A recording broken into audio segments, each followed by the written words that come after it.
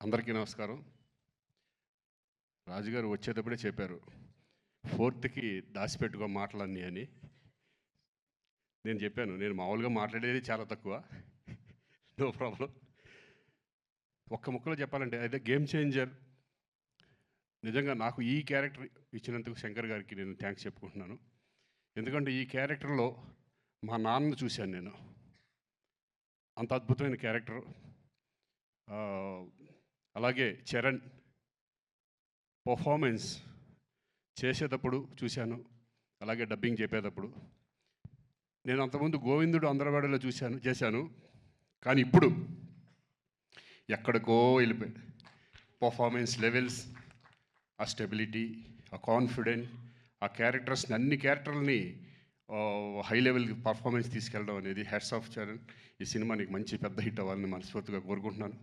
అలాగే శంకర్ గారు thank you sir. నాకు మంచి మళ్ళీ మా నాన్న గుర్తు చేశారు నాకు. మా మదర్ కూడా waiting for this film. So thank you very much.